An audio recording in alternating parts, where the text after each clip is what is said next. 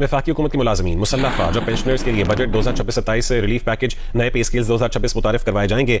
2022 के 15% और 2025 के 10% एडहॉक रिलीफ को बुनियादी तनख्वाह में जम किया जाएगा। 25 में दिया गया था, वो मर्ज हुआ इन द बेसिक सैलरी। चले जी, ये जवाब दे देना। अच्छा जवाब दे दें, अच्छा जवाब दे दें। रिलीफ अलाउंस जो 22 का था और 25 का था वो मर्ज हुआ है, वो मर्ज हुआ है जी, बिल्कुल उसका मर्जर है। एडहॉक रिलीफ अलाउंस जो 22 का था, जो 22 के पे स्केल्स पे था, 22 में जो दिया गया था और जो 25 में दिया गया था, वो मर्ज हुआ इन द बेसिक सैलरी। इन्हीं मुश्किलात का इदराक करते हुए सरकारी मुलाजमीन की तनख्वाहों में 7% इजाफा किया जा रहा है और रिटायर्ड मुलाजमीन की पेंशन में भी 7% इजाफे करने की तजवीज़ है।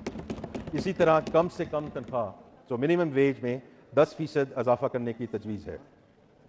और आपको देंगे सरकारी मुलाजमीन की तनख्वाहों में 7% इजाफा कर दिया गया है। वफाकी काबीना की पेंशन में भी 7% इजाफे की मंजूरी। सरकारी मुलाजमीन की तनख्वाहों में 7% इजाफा कर दिया है। मजीद तफसीलात जाने वफाकी काबीना ने 7% इजाफे की मंजूरी दी है। इसी तरह से अगर पेंशनर की बात की जाए तो पेंशनर उनकी भी जो पेंशन होगी उसमें 7% का इजाफा किया गया है। वफाकी काबीना ने इसकी मंजूरी दे दी है। फाइनेंस बिल 2026-27 की भी मंजूरी दी गई है। फाइनेंस बिल के ऊपर तफसीली मुशावरत की गई और सरकारी मुलाजमीन और पेंशनर की जो तनख्वाही थी उसमें इजाफे से मुताल्लिक भी तफसीली जो है वो गौर किया गया। गौर करने के बाद 7%